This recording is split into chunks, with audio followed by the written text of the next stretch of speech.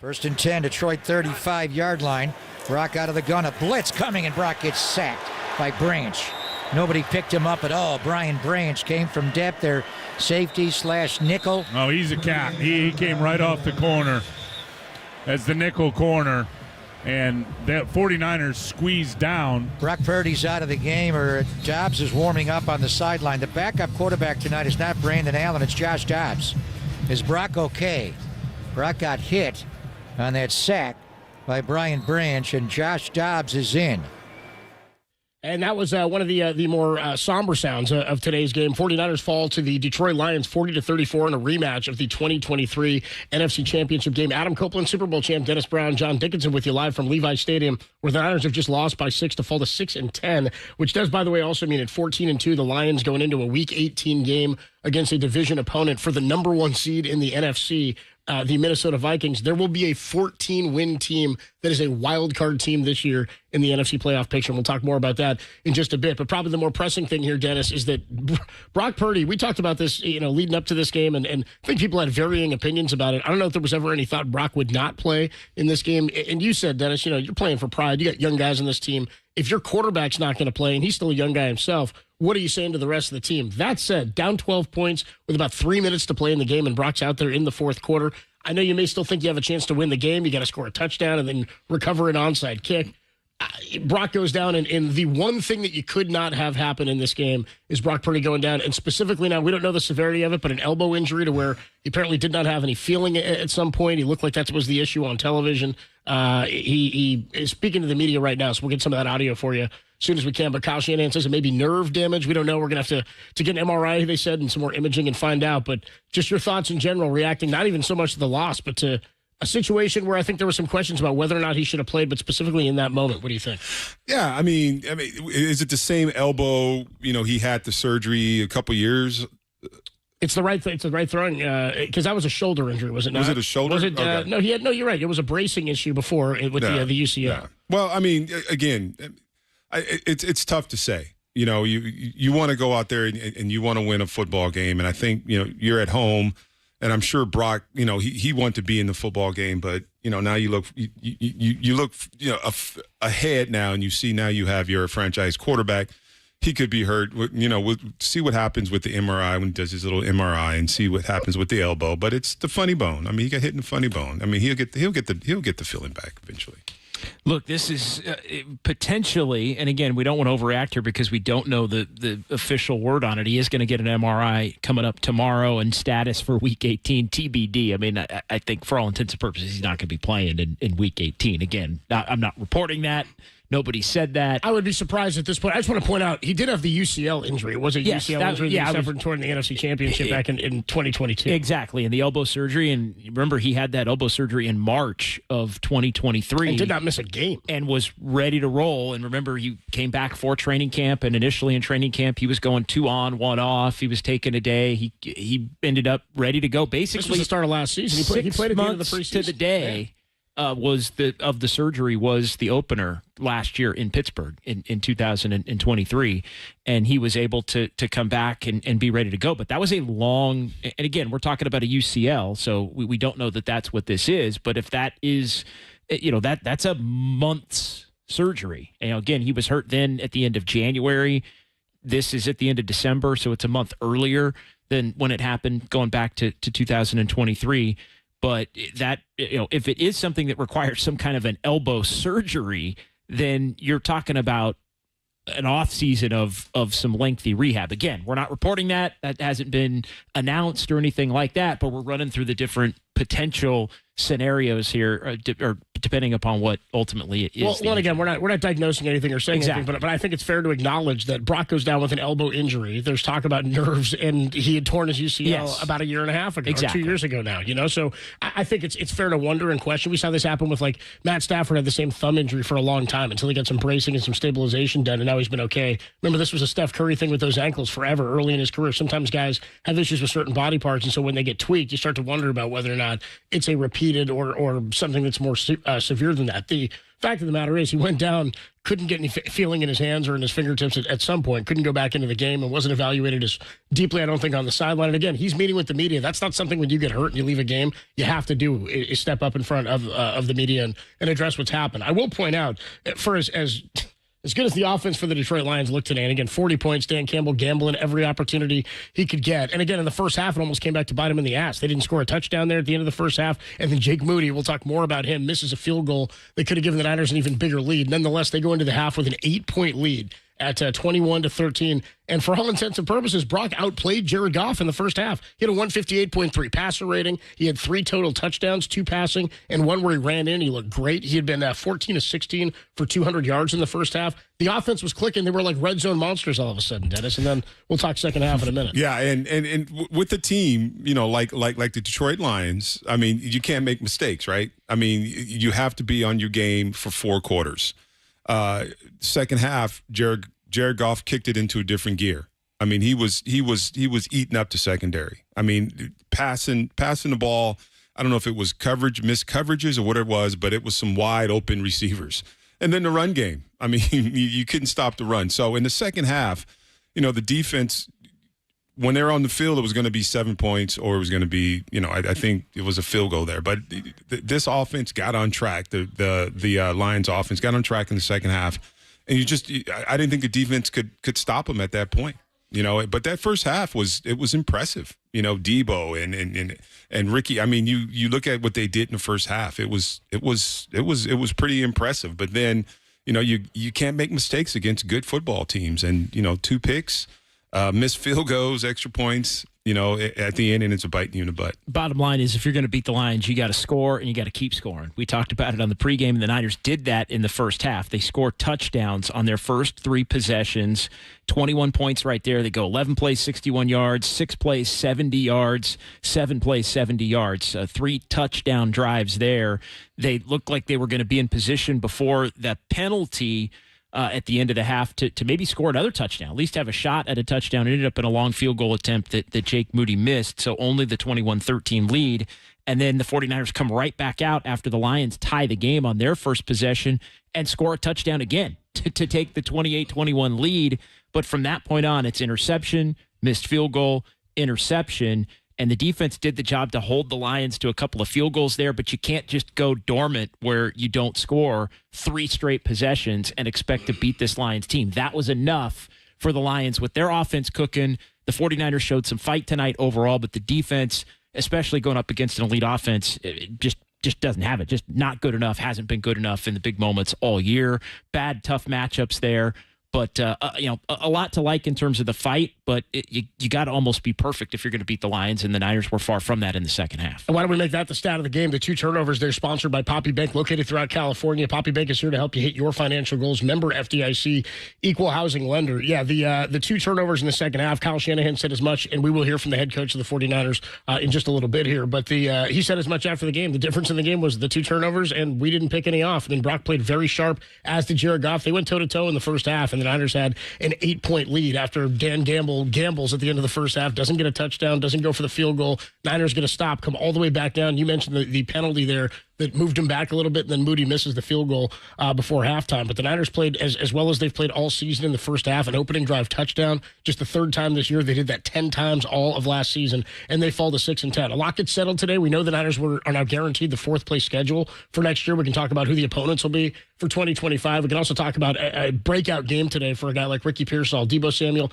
did not repeat his performance from last week. He did find the end zone for a 5-yard touchdown reception, but Ricky Pearsall, a big day for him and sort of a gritty type game for him too. I thought he made a couple of really nice plays. He saved one with a one-handed catch in the first half. He also fought for extra yards on a couple of plays. We'll talk more about that. Adam Copeland, Super Bowl champ, Dennis Brown, John Dickinson with you. Larry Krueger will join us in a bit. We'll also hear from 49ers head coach Kyle Shanahan, and we'll get you more information as it comes in on what's gone on with Brock Purdy, who left the game today in the 4th quarter after taking a sack, and he goes down with an elbow injury. We do not know the severity of it. Kyle Shanahan said could have to do with some nerves. More to come from Levi Stadium as the Niners fall to the Lions 40-34 on the Sports Leader.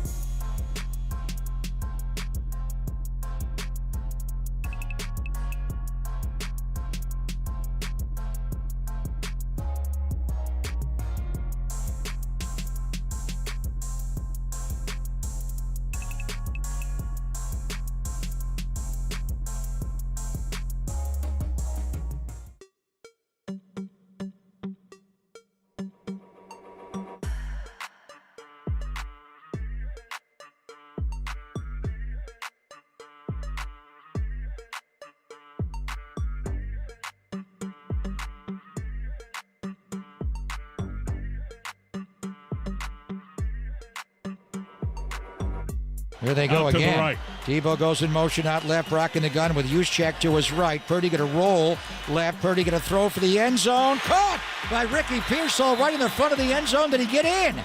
Replay assistance provided information that it is a touchdown. There is no challenge for San Francisco.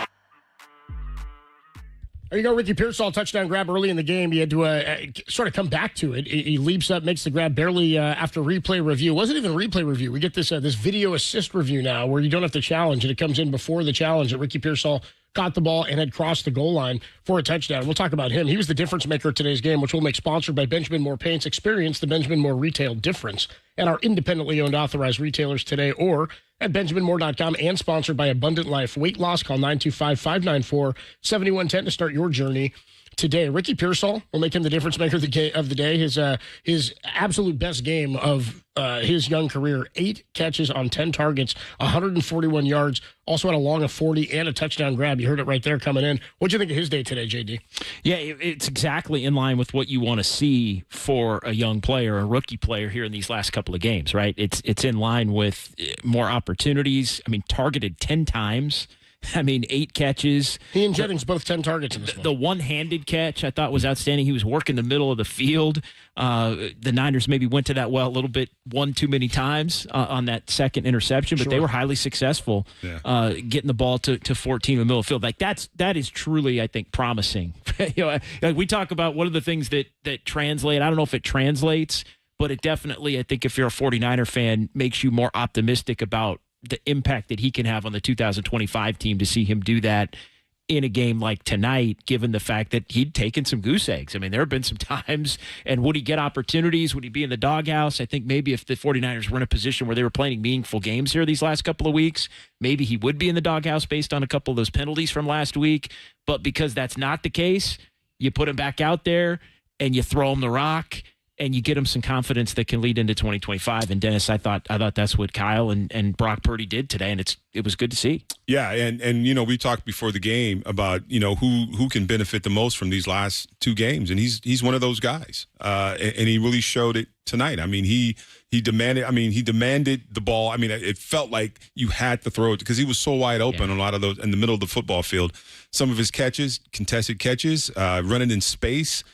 He looked like someone that was a first-round draft pick, and we haven't seen. I think it's something to look forward to. Moving, for next season when you start making game plans, because he's a guy that coming out of college, he was a guy that was what his thing was. They ran a little motion handoff to him, but only got a couple of yards. They had a pass dialed up for him on a trick play on a reverse. So took advantage of the opportunity tonight. Now, carry it on to next week and grow from that off season and then next season. Now, what have you thought, and we'll talk more about this. I know we don't have more information on the Brock injury. We know that he goes down today, and Kyle Shanahan says afterwards to the media that they believe it could have been something with his nerves. Again, this is the same right elbow that was surgically repaired with the UCL, so it would be tough to be presumptuous, but I think that's definitely the fear since that's an injury that is so fresh in everybody's mind. And he did come back from that, obviously very successfully last year, 30-plus touchdowns, and was the number 4 MVP vote getter last year. But a few times this year, he's had passes downfield like the 40-yard grab that he threw to Ricky Pearsall up the right sideline where Pearsall kind of ran under it, had to come back to it a little bit. I can think of a couple of Juwan Jennings this year that might have been touchdowns. I can think of one a few weeks ago to Jacob Cowing where he had to sort of come back and catch that pass. What do you thought about Brock trying to throw the ball deep? Because it does seem like a lot of times he's under it a little bit and guys have to slow up for it. And he hasn't hit a guy in stride for a touchdown like that in some time. Yeah, it was, I think back to the Garindo. I think it was Will Wright down the sidelines. Yeah, he kind of had to wait for it. And if you put it out there a little bit more,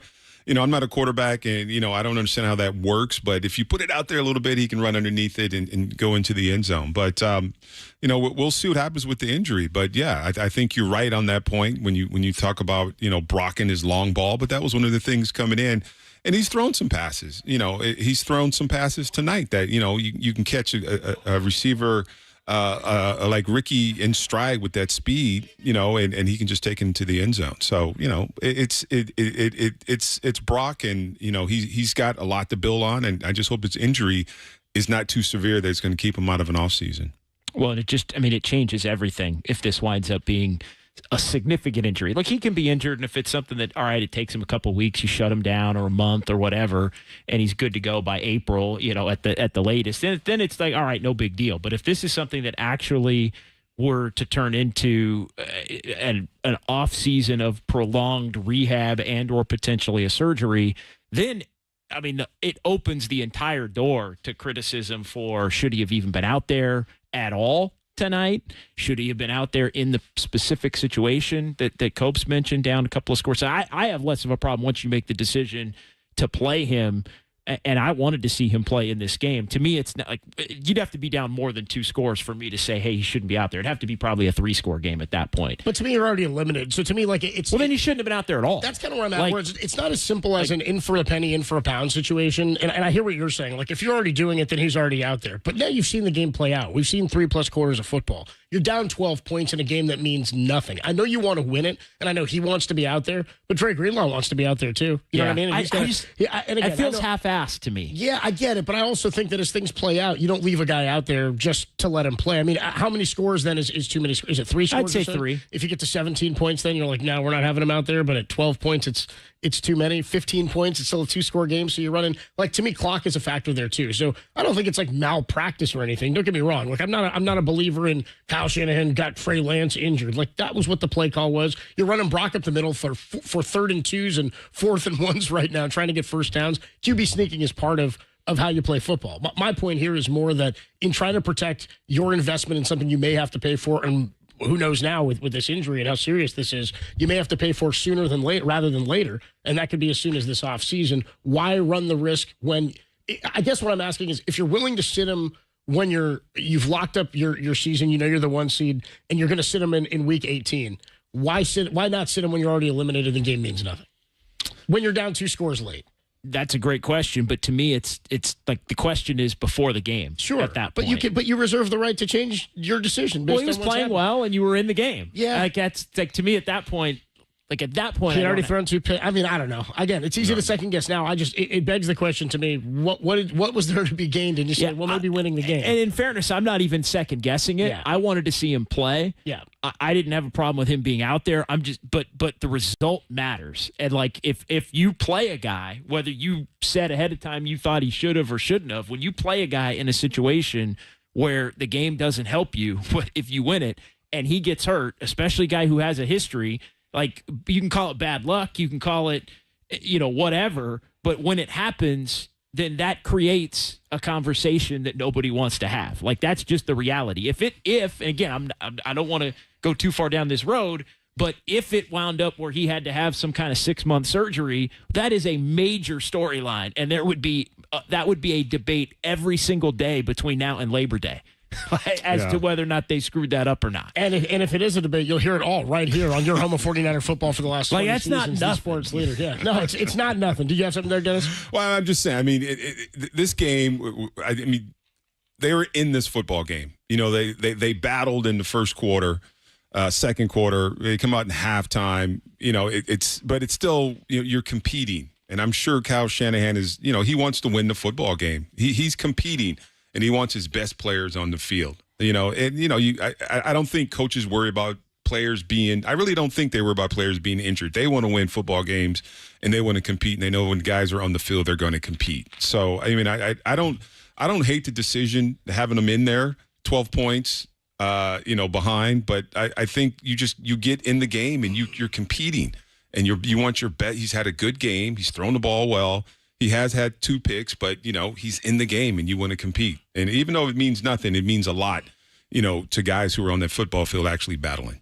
49ers fall 40-34 to the Detroit Lions, who are 14-2 going into a tilt with the Minnesota Vikings next week. Winner gets number 1 seed in a bye and home field throughout the NFC playoffs. And the loser will be a 14-win wild card team. 808 KNBR 415-808-5627. Brock Purdy goes down with an elbow injury. We do not know the severity. What you got, JD? Just a quick quote. This via Cam Inman. Brock Purdy said he'll undergo an MRI. Here's the quote: "Doesn't feel the best. My arm was on fire. Tried throwing a couple on the sideline and couldn't. Did tests with the UCL, but was good in that regard." That's not my favorite quote.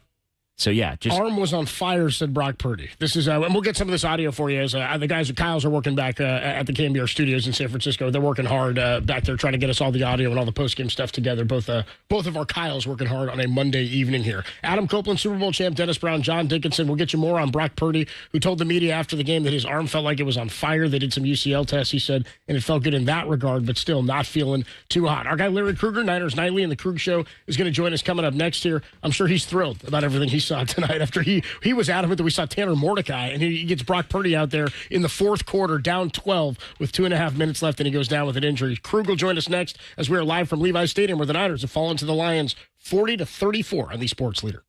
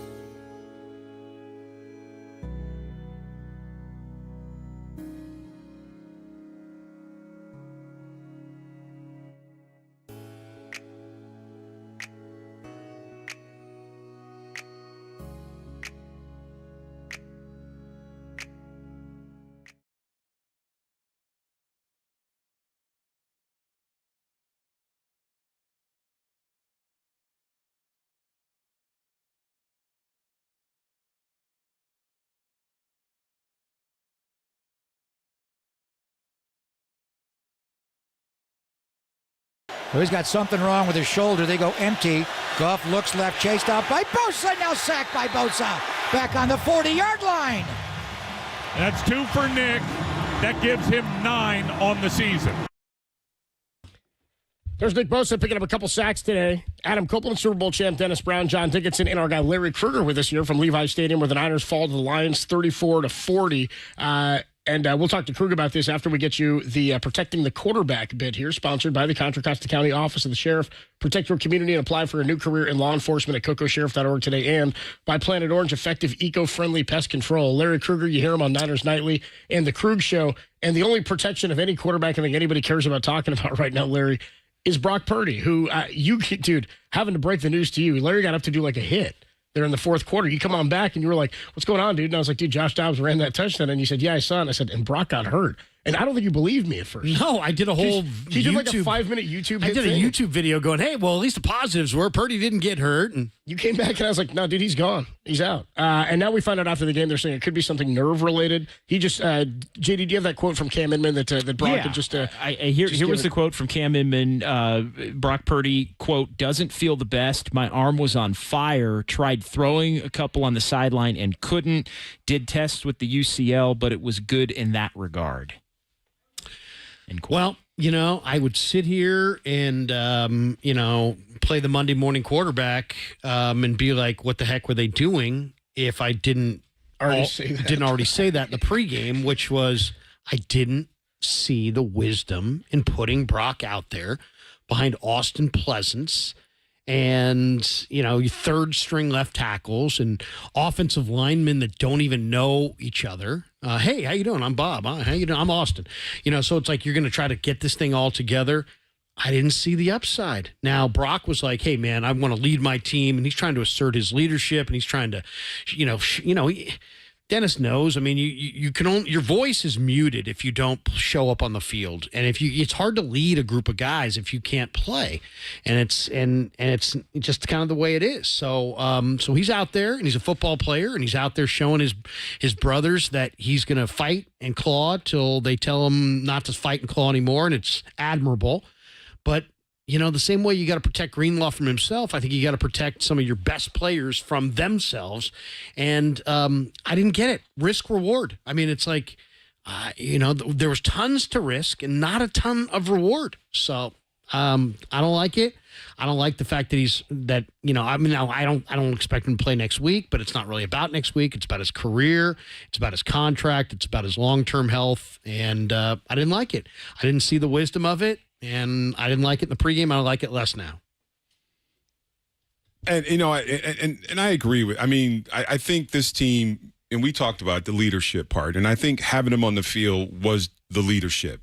Right. It was what was it, a safety blitz? I don't know. I don't know if it's an offensive line. I mean, I don't know what the formation was, if a back was supposed to pick up, that blitz guy. But the 49ers running backs have really struggled picking up blitzes this year. Big time. So, I don't know if you can even blame the offense. I think it was a situation where, the offense, they slid for the blitz. I mean, they slid the right direction, I think, coming off the corner there. And I don't know if it was offensive line's fault. I think it was just a football play. Yeah. But I think it, to me at least, it was important for him to be in this football game.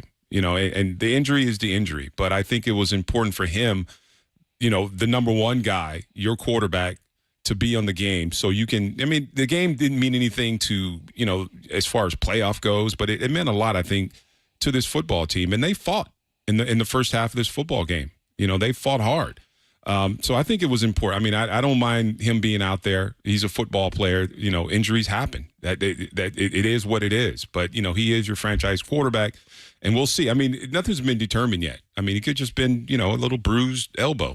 We don't know what it is yet. But I don't hate the fact that he was on the football field. And the hope at this point, Larry, is just the fact that it's it's something that's a week or two kind of a thing. Maybe it's a few weeks, but the 49ers have a very long off season ahead. If that's what it is, then it's fine. It ends up being no harm, no foul, and he'll be ready to go, and everything will turn back toward what kind of contract he's ultimately going to get. But if this truly is, and I think that's the reason we're talking about it at the level we are, if it winds up being, we don't know yet, a significant injury, it puts so many other things in play. Changes the offseason plan probably. With the contract, with, do you bring in another quarterback?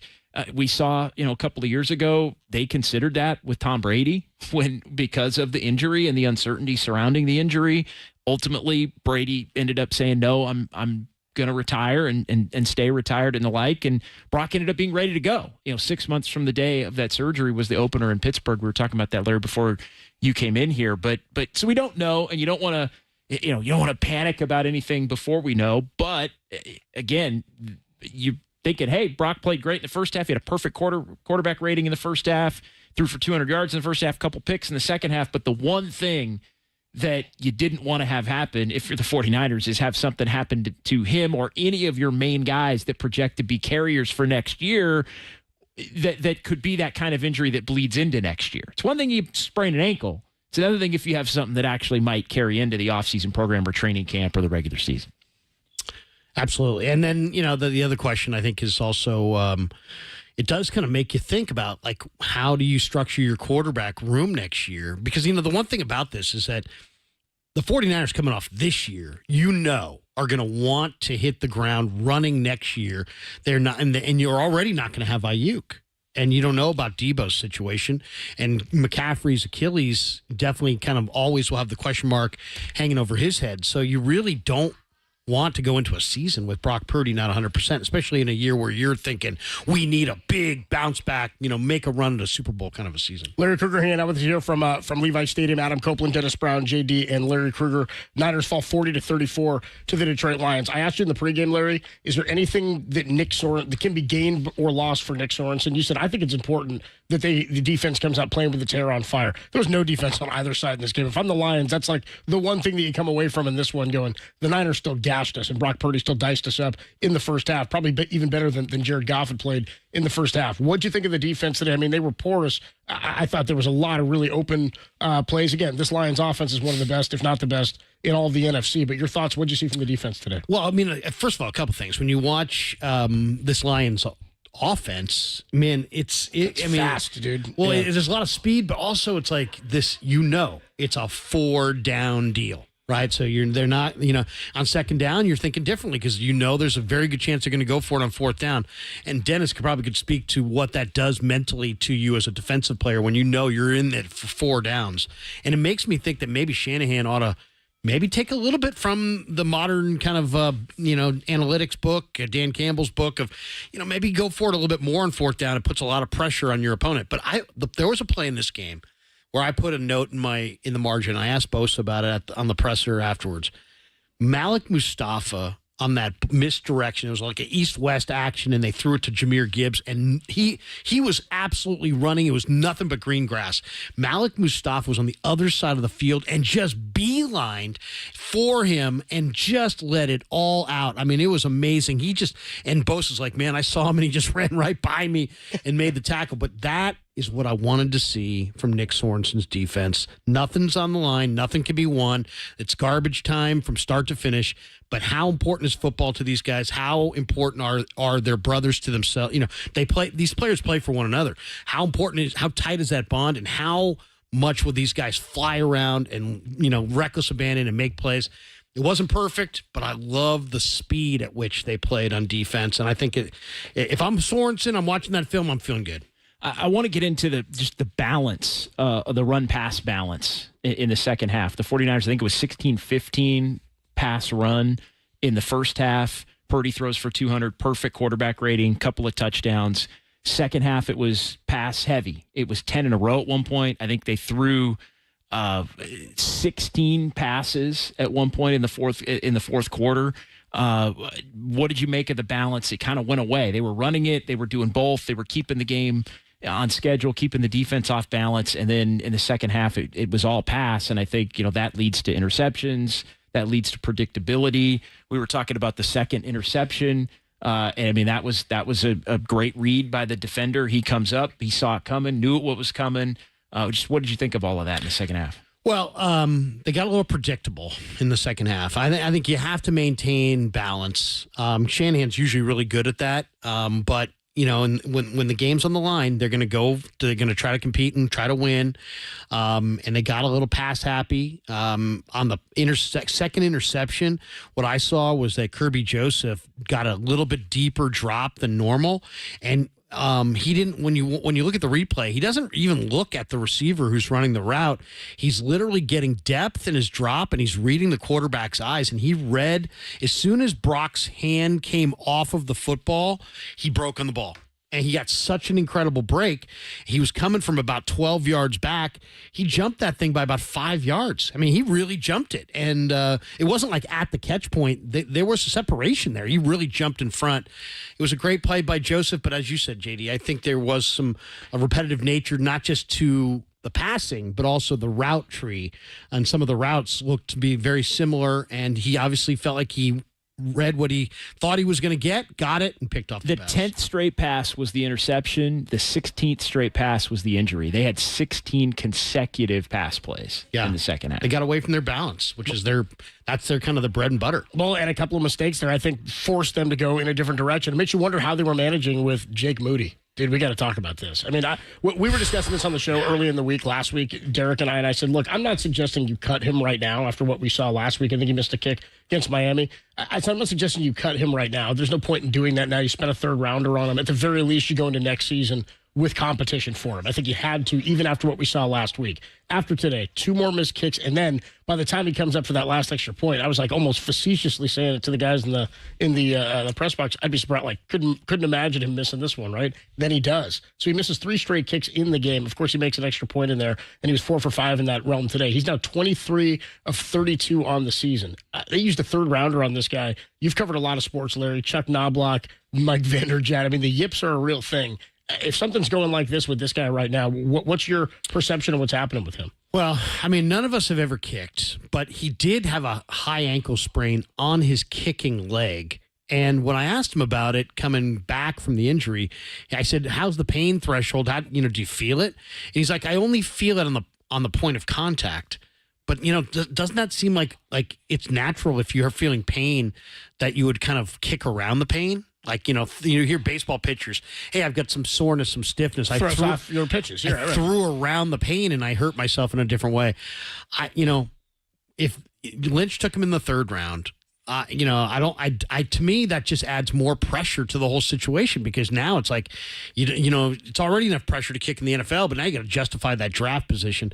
They have to bring in, if they bring Jake back, and that's fine if they do, but if they bring him back, they got to bring him back with a real competitive situation where there's a guy right there that he's got to beat out. I think you got to put him through a competitive situation next July. You can't just hand it to him and say you're our guy. Well, what was it like this year with Zane Gonzalez? I mean, he missed the kick in the Super Bowl, right? He misses an extra point in the Super Bowl. What was the situation this offseason with Zane Gonzalez, and why was he here? Is it just in case? Well, that's a great question. I don't know why Zane Gonzalez was here.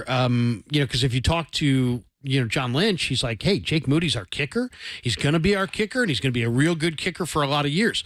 When Shanahan was asked about releasing Moody this week, you know what he said? He said, well, I've been other places where we had a kicker and we cut him, and then a couple years later, he was the highest paid kicker in the league. So, and if you look around, there's a number of good kickers. I mean, even great kickers who their first stop wasn't good, their second stop wasn't good, the third stop they figured it out. So that's why they're afraid because they know Moody's got the leg strength. But even then, guys, he kicked 2 kickoffs one to the 9, one was at the goal line. If he's got the power leg and if you're gonna have a guy with a power leg who's not a great field goal kicker accuracy wise, every single kick has got to be through the back of the end zone, and he's not doing that right now. No, Moody, since coming back from the injury, 10 of 18 on field goals. That's not 12 of 13 going into the injury. Yes, 10 of 18, and then the missed PAT tonight as well. That was the first PAT I think he had missed this season. How about the onside kick? That was tough, too. Yeah. I was like, if you're going to miss, you can't kick one to the ground correctly. Like, what's going on here, man? That was tough. Dennis is just howling. Look at this. Dennis thinks it's the funniest thing he's ever seen.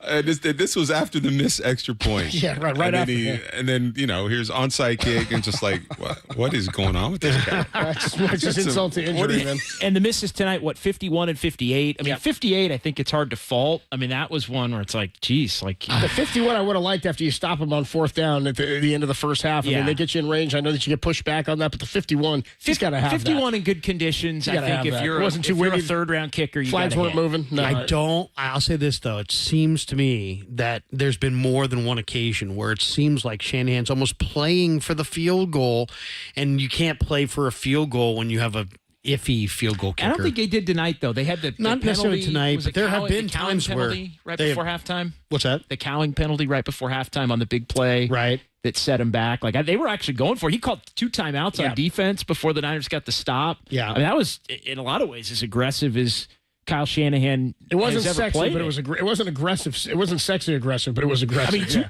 two timeouts, and the Lions were obviously going to get the ball, so he didn't want to get lapped because the Lions were going to get the ball to start third quarter. But then they get the stop. Great play by Renardo Green on Laporta in the end zone there right before halftime, and then they went down to score, but then the penalty set them back, and then I think they didn't really have a choice but to play for the field goal, and then Moody missed it. And it just gives you that feeling, like it gives you a look like you're not a sharp football team, yes.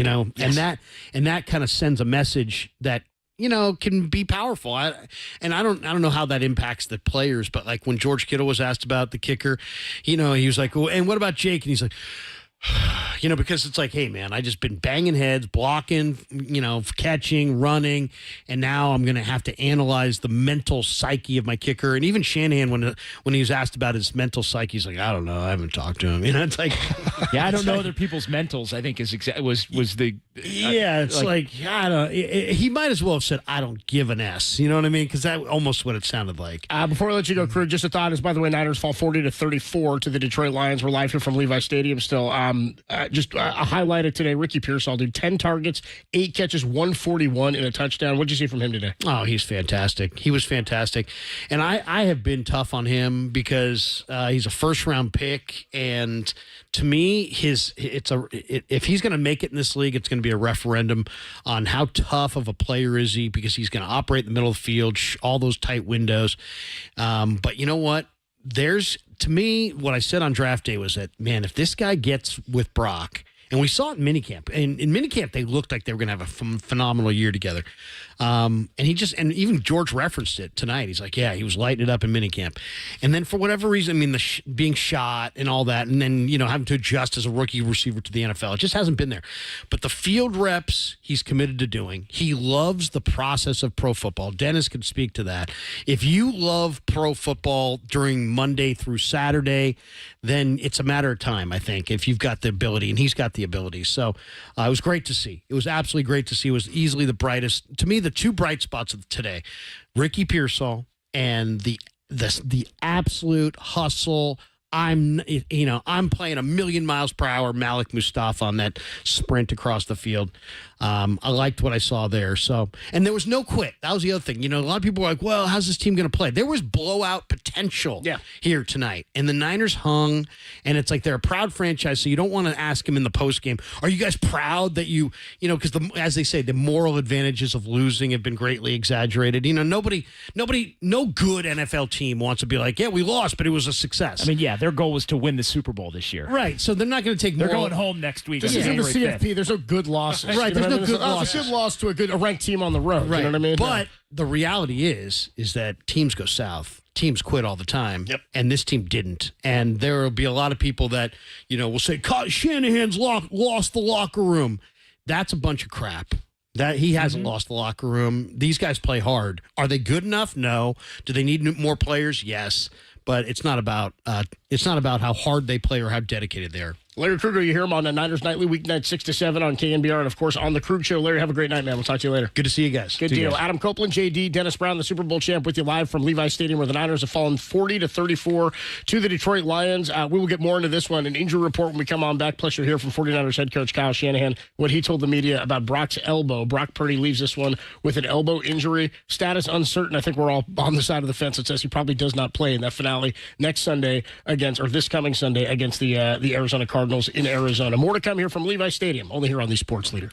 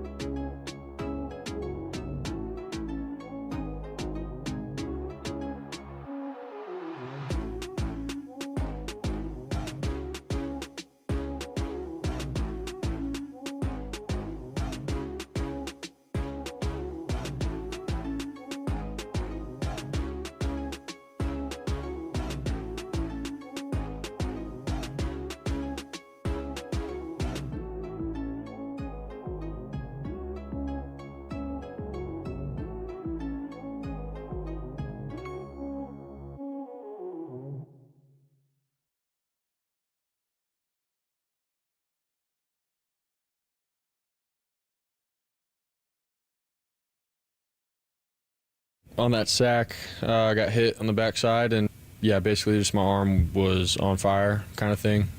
So I tried throwing a couple on the sideline, and I couldn't at that point. So yeah, it has nothing to do with tapping out of a game or anything like that. I love my teammates, and I'll go to the very end for them and this fan base and everybody. So that's what hurts me is like I couldn't finish the game. But again, we'll see tomorrow. A little bit, but we did some tests with like UCL stuff, and I'm good in that regard. But we just got to go get imaging on it tomorrow and see the whole thing. That's Brock Purdy. They're talking about his injury. JD, he didn't tap out. He did not tap out. His arm was on fire. Elbow was on fire and couldn't throw.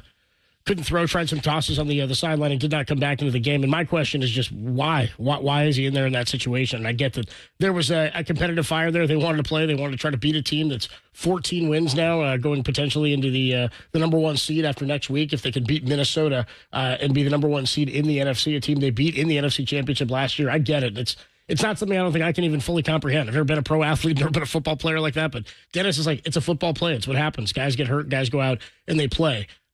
Maybe more upset than anybody today, Brock Purdy's agent, would be my thought, is his frustration after he's playing behind a makeshift offensive line. And the Brock Purdy elbow injury, we'll make that part of our injury report, which is sponsored by Habas Law. They'll fight to make it right. Visit habaslaw.com and sponsored by Mike Council Plumbing. When you need plumbing, JD, think green and go with Mike Council Plumbing at mcplumbing.com.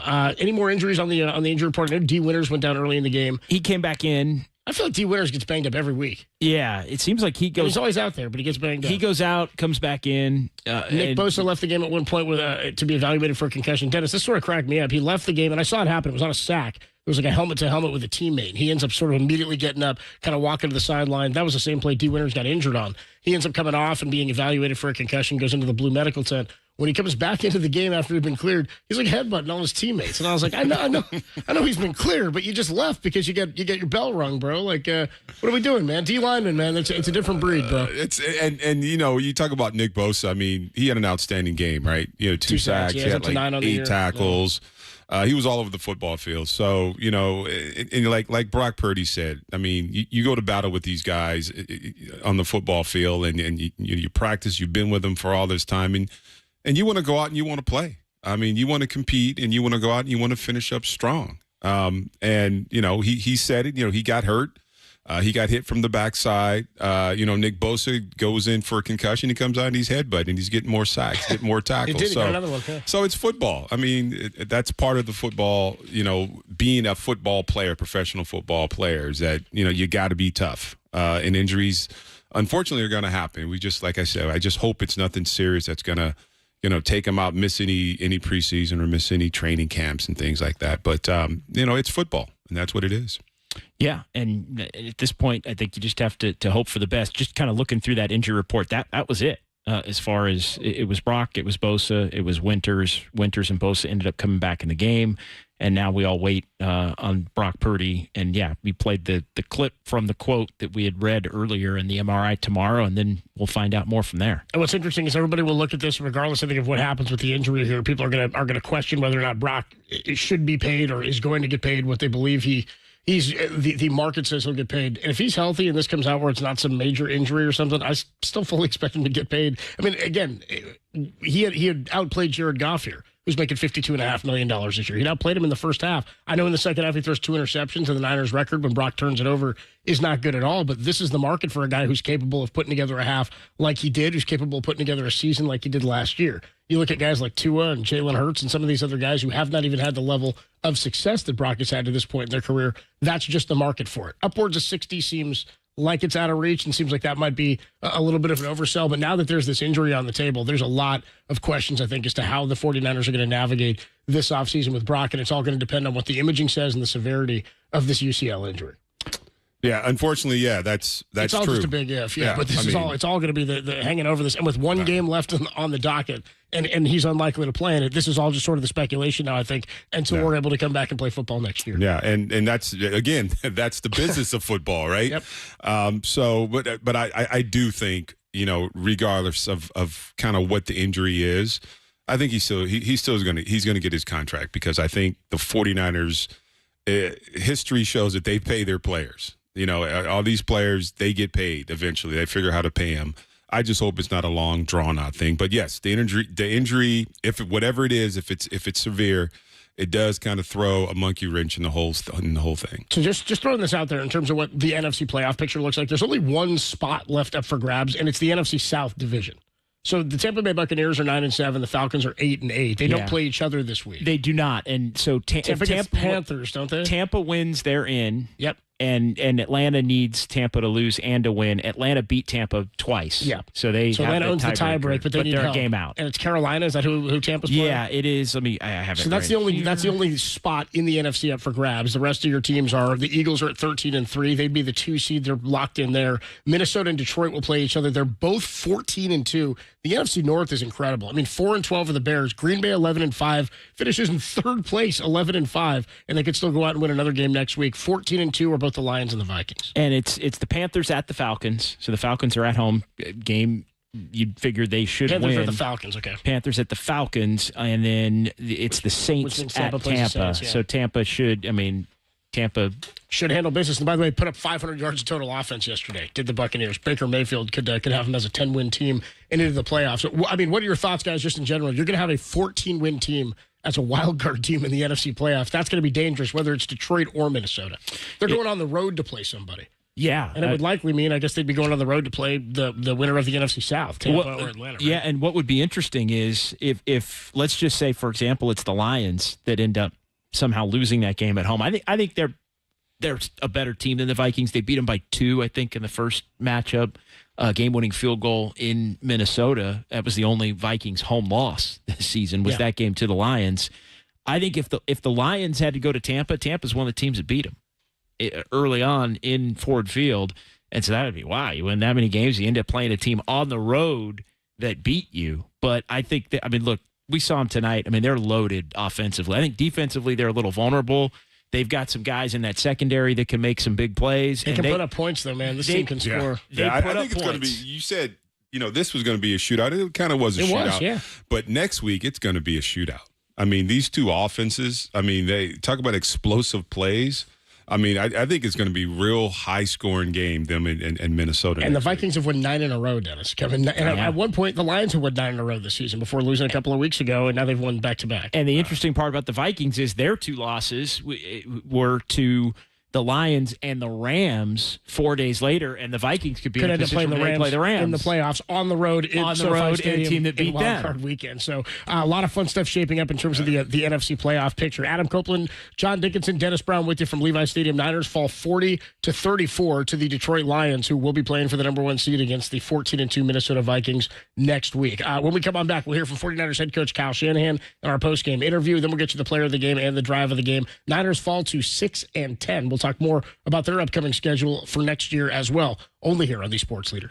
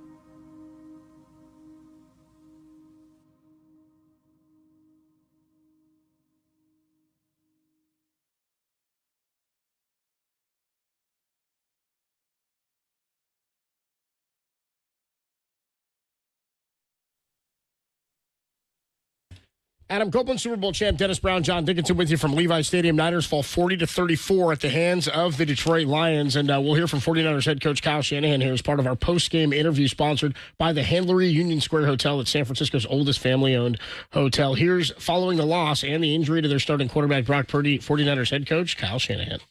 All right, guys. Injuries from the game. Leonard Floyd had a right shoulder. Ended up, I think, third quarter not returning. Brock Purdy, right elbow. Just got hit on his elbow. We think it's some nerve stuff. Flanagan fouls. Calf did not return either. Is there any kind of imaging or anything that Brock will do here about the elbow? They didn't tell me. I doubt it. We'll probably check on it tomorrow, but not exactly sure. Is status for next week up in the air? Yeah. Now, how do you feel that you guys played today against it? You know, do you guys consider this a game playing for pride, or how do you guys approach it? How do you feel like you guys played? Try to approach it the same way we approach every game. Try our hardest to win and try to play our best.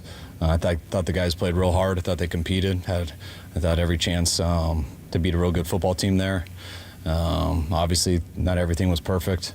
I thought, we weren't able to slow them down enough on defense. It's a real good offense, but still thought we should slow them down a little bit more. Thought the difference in the game, though, was, then obviously the type of game it was. They've been in a number of those games this year, but we had to win it in a shootout, and I thought the difference was our two turnovers and getting none. Once that happened, that's why you end up losing by one score.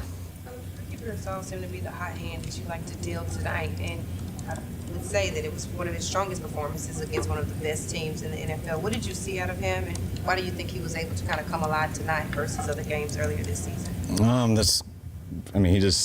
He had better stats tonight, so that's how it looks for receivers. But when the ball came his way, he did a good job, made some good catches, had some big plays, and it doesn't always work that way for wideouts. But when it came his way, he did a real good job, beat man coverage well, and caught the ball real well too. How do you evaluate the night that Purdy had? It seemed like he had a real good night. Except those two picks, they were two tough ones, but.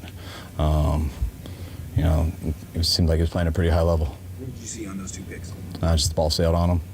I sailed on the first one, the one versus man coverage, and I think he thought the free safety was playing deeper than he was, and free safety just read his eyes and teed off on it. Looked like cover 3, but I think he was a Tampa 2 player. You backed up Moody pretty solidly the last few days. You see this? Do you have to start really evaluating that position? We already are. We're evaluating all positions. I was just, early in the week I was saying some of the things that he's gone through this year, which, are facts, just him coming back from that injury and everything. And today wasn't a great day by no means.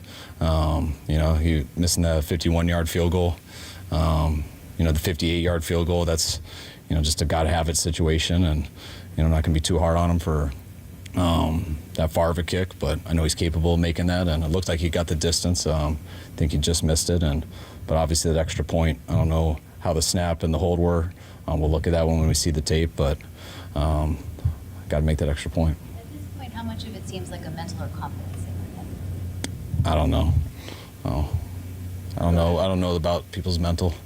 Obviously, a lot of new names in that offensive line. How do you think that position group played today? I thought they did a good job. Both of our left tackles come in just being on someone else's practice squad last week and being able to come in here and play in this game. I think that's the first time I've ever started a guy who was on someone else's practice squad last week at this time. So they did a real good job of just learning the terminology and stuff. I don't think they made too many mistakes. And I just appreciate them battling and putting themselves out there. And, we scored a lot of points, so obviously they were a part of that. You put so much emphasis on taking the ball away with the special ball meetings and everything. And I think since the bye week, I think you have 2 takeaways. I think I asked you this the other day, but how do you account for that view? No, it's extremely tough. It's tough to win when you don't get the ball like that. Didn't seem like we had many opportunities today, which you got to create your own opportunities. This past month, I think we have created a couple and haven't come down with it, but today I didn't see too many opportunities. Just to clarify, Brian, what was your level of concern could that be something long term? I wouldn't think so. I mean, I'm just speculating right now. I know everyone, when they hear about Brock's elbow and stuff, just like me, you think of the elbow injury from a couple of years ago. But, just talking to doctors, he just got hit in the right spot. And when you get hit there, your nerves go and you can't feel much. But hopefully it'll be all right. How do you feel about the culture of this team where you had guys flying around and playing, I thought, pretty fast today, even despite the fact this is week 17? I'd be extremely disappointed if they didn't. I mean, I don't get how people can't play that way just because of week 17 or just because of you're not in the playoffs. I mean, this is the NFL. You get paid a lot to do it, and if you're the right type of guy, then there should never be a question. And I believe we do have the right type of guys, and our guys play their asses off today, just didn't play good enough in a lot of areas, and that's all of us. And but I've never questioned our guys' effort or anything like that. Was there, on the 4th and goal touchdown to St. Brown, was there a miscommunication in coverage there? No, it looked like it. Yeah. It was to Debo and how he's played the last 2 weeks. He kind of set the momentum early on in this one on that first drive, but then to come off a week like he did in Miami, seemingly is also catching a rhythm.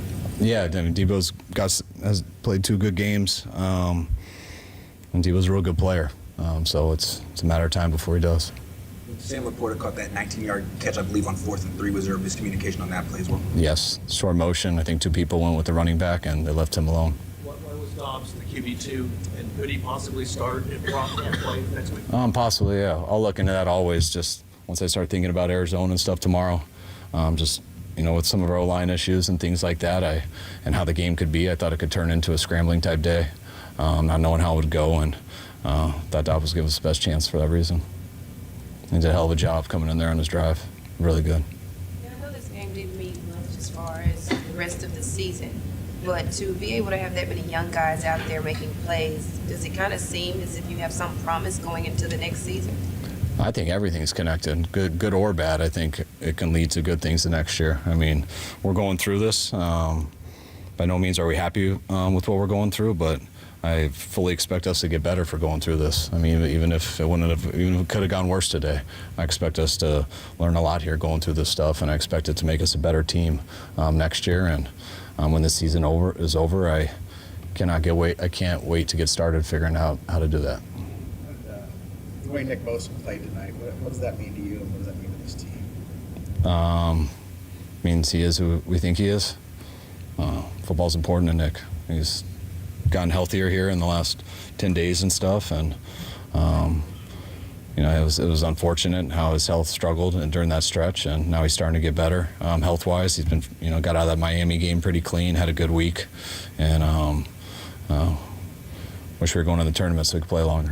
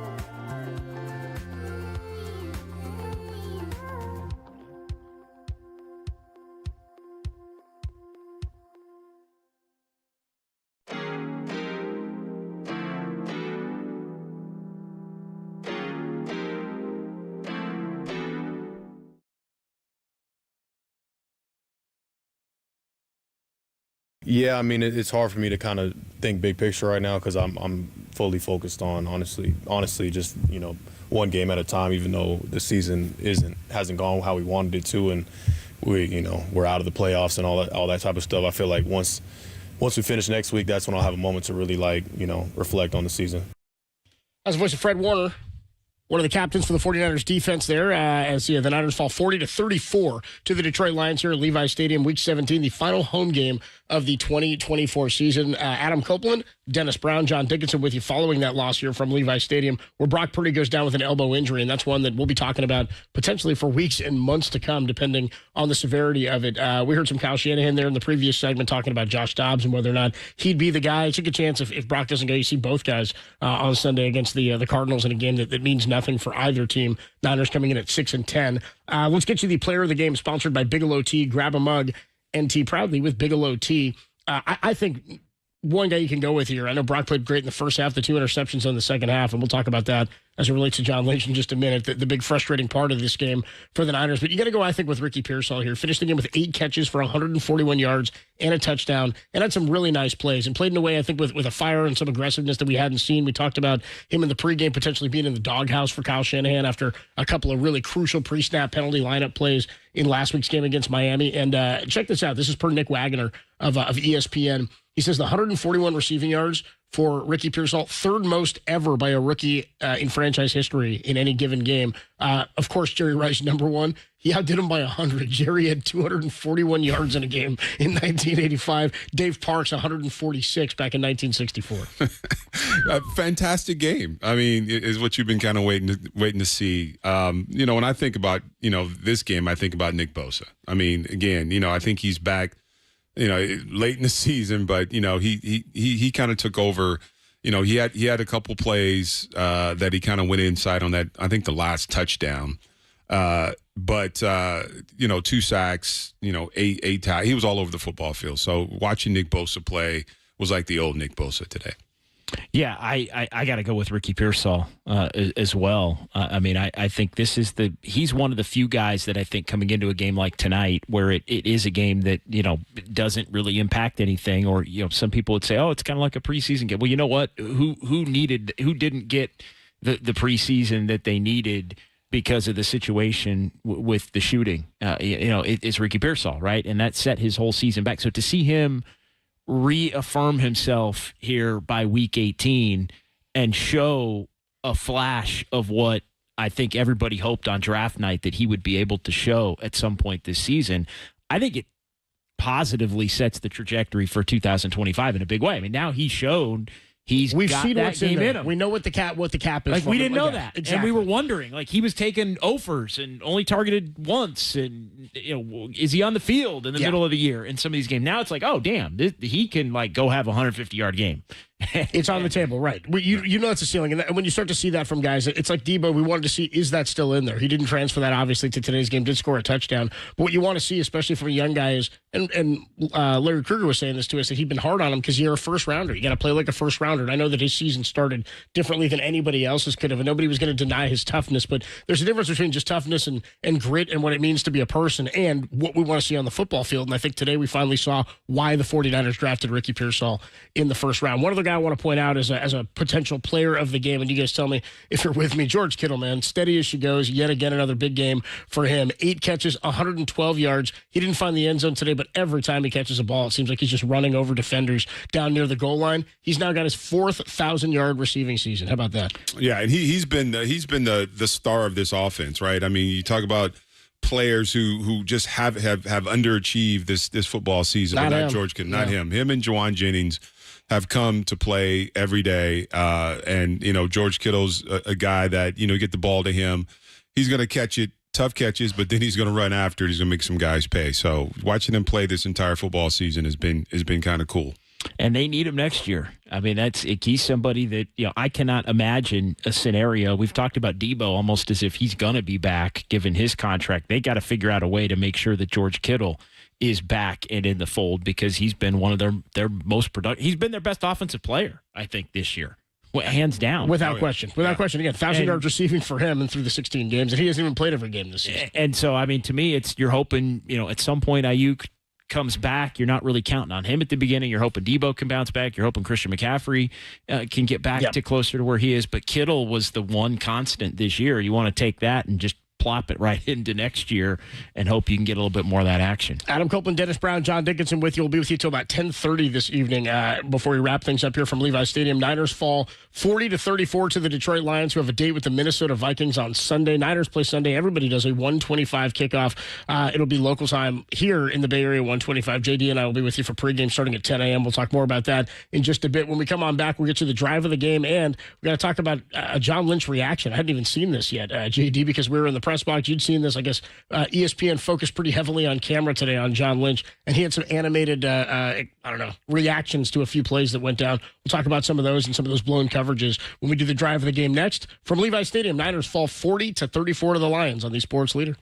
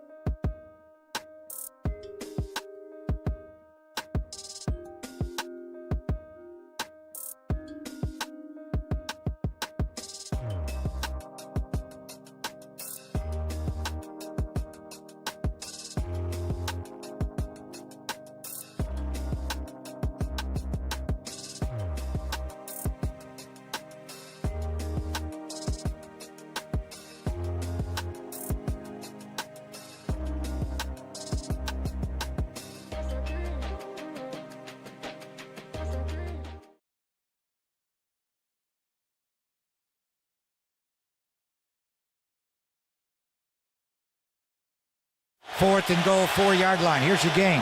Patrick goes in motion left. St. Brown, Williams right. Goff looks right. Throws, touchdown St. Brown. Wide open, ran out and back in underneath against Renardo Green. Missed assignment. I mean, that's just too easy. Lions take the lead.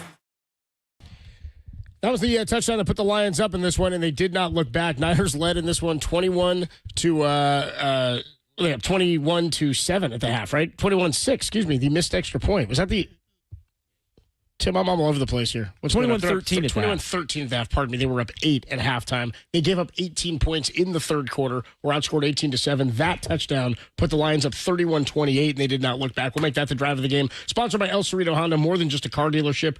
We are family. JD, the reaction from John Lynch is getting a lot of attention on social media. I guess ESPN was all over. Had cameras all over John Lynch, and after that, Amon-Ra St. Brown it was 4th and goal from the 4-yard line, and Jared Goff hits him really with nobody around him whatsoever. The play right before that, they were pretty good blanketed coverage, sort of threw it at the feet of Jamison Williams. At 4th down, they're going for it, 4-down territory always for the Lions, and they end up coming away with this one, and they didn't look back. Yeah, and everybody trying to figure out what exactly John Lynch was saying in the moment. And I know Joe Buck and Troy Aikman were trying to figure out what he was saying, who can read lips and the like. But regardless, Renardo Green was way off. Yeah. I mean, Amon-Ra he just kind of just drifts off to the right. They did a little clear out. And it was an easy touchdown. You got to think you got to be up on. You can't be giving away, 2 yards when you're on the goal line. Yeah. And it looks like Huff had the back half of the end zone, and Brown would you would think. I don't know what coverage they were in, but it just looked like it was miscommunication because literally no one took, he's got 14, 15 touchdowns. You know where the ball's going to go. Yeah. I think that's why John Lynch, he was so excited There's about that. There's nobody on him. He's wide open. No one's on him, and he is, and he is the go-to guy in that situation. Are you bleeping kidding me? I think is what. Bleeping kidding me. There you go. And there you go. So that touchdown put them up 31-28. And again, they scored 18 in the third quarter there. Then they scored 9 in the fourth. So 27 points in the second half for the Lions. They win it 40-34 over the 49ers. We'll put a bow on this one when we come on back. Adam Copeland, Dennis Brown, John Dickinson here live from Levi's Stadium where the Niners fall yet again. 6 of their last 7 only here on the Sports Leader.